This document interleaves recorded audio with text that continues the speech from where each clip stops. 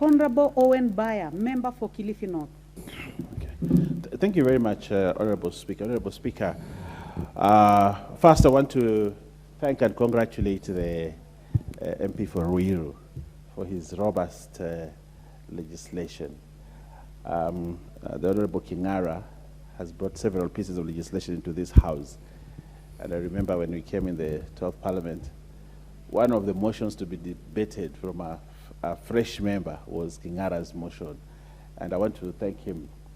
But on this bill, I think we already have legislation that is sufficient, that covers the subject matter that this bill tries to introduce. And looking at the issues and reading the report from the Departmental Committee on Transport, my thinking is that probably the Honorable Kingara needs to relook at this legislation so that we do not double legislate. There is the issue of regional registration of motor vehicles. And I think that report, it has been highlighted by my able friend Nikal. I think that also has been deliberated in the report, the issue of regional registration. And I think the Vice Chair, when he was presenting the report, made it very clear that it's a form of discrimination of some kind, that a registration of motor vehicles, two-wheelers, three-wheelers, need to be done at the national level and not at local level. And I think it was adequately covered in the report.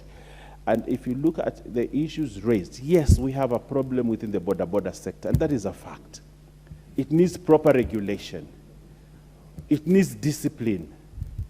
It requires that it is properly regulated. That is a fact, and that must be done. Today, a lot of the hospitals that we have in this country have wards specifically for people who have been injured through border accidents. We are losing very many lives. We are spending colossal amounts of money in terms of health care because of accidents caused by the border. And these are facts. But where is the problem, even though we already have a law? The problem is in enforcement. That is where the problem is, enforcement. And I would like the Committee on Transport to take this matter, summon the people who are in charge with enforcing the law, and ask them these questions: why aren't you enforcing the law? Why do we have many problems within the border sector? Because there's an Inspector General. There is the base commander. There are base commanders in every county who are supposed to enforce law. But if you go to some of these places, you find that the base commanders and the traffic units that we have are more interested in what the border rider gives them more than what the border rider is doing on the road. And that is where the problem is. So the spirit with which Kingara is bringing this law is correct, because he has seen a gap. But this gap is not caused because there's no law. The gap is caused because enforcers are not doing their job. So, Honorable GK and the Chief Justice here, you need actually, on your own motion, without necessarily having to have somebody present a petition here or request for a statement, on your own motion as a committee, you may need to summon the enforcers of this matter so that we reduce these accidents. These accidents are too many. We had a member of parliament the other day who lost his life because of a border.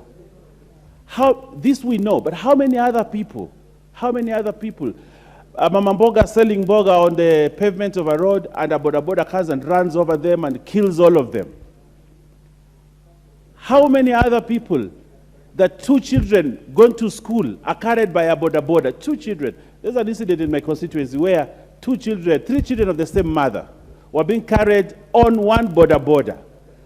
And those children never reached school. They died on the road. All of them, three of them. That's a tragedy for a family. Just because this border was not able to use his lights properly, you know? And he turned left before he had put on the lights to show that he's turning left. And this vehicle came and rammed over this border. Three children from the same mother died on the same day. And if you ask, this guy had just passed a traffic station, you know, where the roadblock, he just passed a traffic roadblock. And this traffic police never bothered what this guy was doing on the road. He was just bothered about what this rider would give him. These are the issues that we are talking about in the boda sector. How are they regulated? How are they licensed? Anybody these days who can ride a boda just rides, whether he has a license or not, whether he knows traffic rules or not, whether he knows the road rules or not, he will just pick a boda and ride and carry passengers.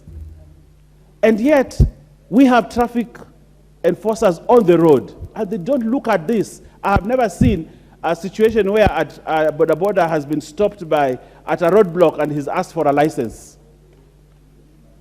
They never ask them for licenses. They never do that. They only ask, umenibebea ile kitu yangu. And that's what matters. That's what matters. Yes, and when they're given whatever they should have been carried for, they let the bodas. A lot of the bodas on the road, if the officers were actually enforcing the rules, every boda would have gone to at least a driving school, gotten some a license, some basic knowledge on road use. People think that as long as you can ride a boda, you know the road rules. And that is where the problem, Madam Speaker. So I would like to urge my friend, we served with him in the Lands Committee, a very effective legislator, Honorable Kingara, to, instead of allowing this bill to continue to a situation where it actually loses in this, why doesn't he withdraw it? Instead of allowing this bill to go to third reading and it is knocked down there and it has the indignity of one of those bills that was knocked off at the floor of the House. It's actually an indignity when your bill gets knocked off on the floor of the House. Why doesn't he withdraw it and sits with the committee and they look at the gaps, then reintroduce it to the House so that he can go on record as one of those persons that actually had a bill passed, as one of those members that had a bill passed and assented by the President from the 13th Parliament. That would be my advice. I thank you, Honorable Speaker. Thank you very much, Member for Kilifi North. The Honorable Charles Ngusia Nguna, Member for Mwingi West. Thank you, Madam Speaker, for giving me this opportunity to contribute what my colleagues have already said. I begin by appreciating my